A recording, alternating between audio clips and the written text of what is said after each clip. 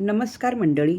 रात्रीच्या वेळी जर का कमी भूक असेल तर अशा वेळेला झटपट मसूर पुलाव बनवायचा.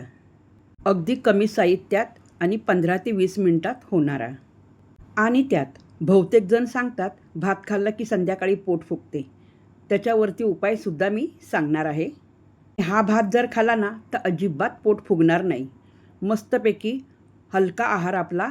त्यातले पाणी पूर्णपणे निथळून घेतले आणि भिजत ठेवले. आणि ही 1 वाटी लाल मसूर डाळ किंवा काळी मसूर डाळ म्हणा किंवा अख्खा मसूर डाळ म्हणा. तर ही डाळसुद्धा मी 2 पाण्याने स्वच्छ धुवून पाण्यात भिजवून न ठेवता त्याच्यातले सुद्धा पाणी पूर्णपणे निथळून घेतले आणि अशा प्रकारे तांदूळ आणि मसूर डाळ भिजवून ठेवली. 2 मध्यम आकाराचे कांदे घेऊन अशा प्रकारे बारीक चिरून घ्यायचे आहे. मिक्सर जारमध्ये 8 ते 9 हिरव्या मिरच्या, थोडीशी कोथिंबीर, 5 ते 6 लसूण पाकळ्या, पाव इंच आल्याचा तुकडा अशा प्रकारे हिरवी पेस्ट करून घेतली. तिखट तुम्ही तुमच्या आवडीनुसार घाला. आता ही पेस्ट बाजूला ठेवूया.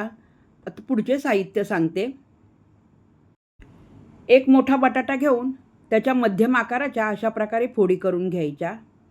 1 तेजपत्ता, 8 ते 9 काळी मिरी, 2 दालचिनीचे तुकडे, 2 हिरवी वेलची आणि 1 काळी वेलची मोठी आणि 4-5 लवंगा. तर अशा प्रकारे मी सर्व साहित्य घेतले आहे गरम मसाल्याचे. हा खडा मसालासुद्धा आपण ह्याच्यामध्ये घालणार आहोत. आणि चक्रीफूलचे काही तुकडे घेतले, म्हणजे एकच चक्रीफूल पण त्याचे तेवढे तुकडे करून घेतलेत. आणि 1 टीस्पून घरगुती मसाला आणि 1 टीस्पून हळद. आता हे झाले सर्व साहित्य. 1 चमचा कसुरी मेथी घ्यायची. आता फोडणी द्यायला सुरुवात करूया. तर याच्यामध्ये 1 पळी तेल आणि 1 चमचा आपलं मस्तपैकी साजूक तूप घालून घ्यायचं. हा भात जर तुम्हाला मसूर भात जर करायचा असेल ना, तेल आणि तूप मिक्स करून घाला, चांगली चव लागते. तेल तूप चांगले गरम झाल्यावर 2 टीस्पून राई, 1 टीस्पून जिरे आणि 1 टीस्पून हिरवी बडीशेप आणि कढीपत्त्याची पाने अशा हाताने तोडून घालायची. घातलेले साहित्य तडतडायला लागले की लगेच खडा गरम मसाला घालून घ्यायचा. एकदा का तेल तूप चांगले गरम झाले ना तर फोडणी करताना मंद आचेवरती फोडणी द्यायची, म्हणजे फोडणी जळत नाही. आता कसुरी मेथीसुद्धा मी याच्यामध्ये चुरा करून घालून घेतली. चिरलेला सर्व कांदा याच्यामध्ये घालून चांगला हलकासा गुलाबी रंगाचा होईपर्यंत चांगला परतून घ्यायचा आहे, जाळायचा नाही. कांदा चांगला ट्रान्सपरंट आणि हलकासा गुलाबी रंगाचा झाल्यावरती त्याच्यामध्ये आता बटाटे घालून घ्यायचे.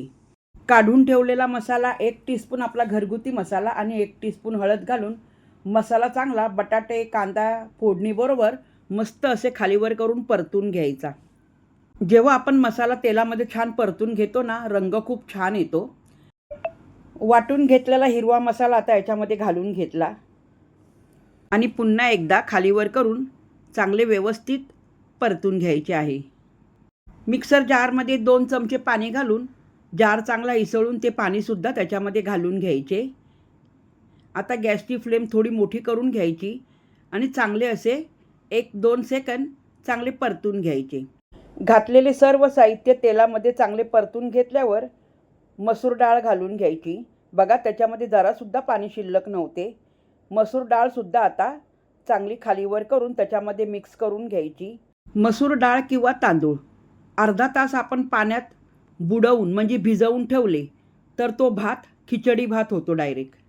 तो भात असा सुटसुटीत नाही होणार. आता याच्यात तांदूळसुद्धा घालून घेतले. तांदूळ आणि डाळ चांगली तेलामध्ये ना 1-1.5 सेकंद चांगली परतून घ्यायची. याच्यामुळे ना आपले पोट नाही फुगत. त्यामुळे भात हेवी न होता पचायलासुद्धा हलका जातो. भात मोकळा होण्यासाठी 1 वाटी तांदळाला 2 वाटी पाणी घालून घ्यायचे. मी या छोट्या ग्लासने तांदूळ आणि डाळ घेतली होती, तर त्या हिशोबानुसार मी 4 ग्लास पाणी घालून घेतले. पाणी घालून घेतल्यानंतर कलथ्याने जरा चांगले मिक्स करून घ्यायचे. हिशोबाप्रमाणे पाणी घातले ना भात अजिबात चिवट होत नाही. आता याच्यामध्ये चवीनुसार मीठ घालून घेऊया. मीठ सर्वीकडे सारखे लागले पाहिजे, तर चांगले पुन्हा एकदा ढवळून घ्यायचे आहे. नेहमी आपल्या घरात जे साहित्य अवेलेबल असते तेवढ्याच साहित्यामध्ये मसूर पुलाव बनवून घेतला. आता याला झाकण लावून 3 शिट्टी करून घ्यायची. कुकरचे 3 शिट्टी होऊन गेल्यानंतर भात बघा कसा छान मोकळा झाला आहे. झटपट होतो आणि खायलासुद्धा खूप छान लागतो आणि हलकासुद्धा. रेसिपी आवडल्यावर लाईक, शेअर आणि सबस्क्राईब नक्की करा.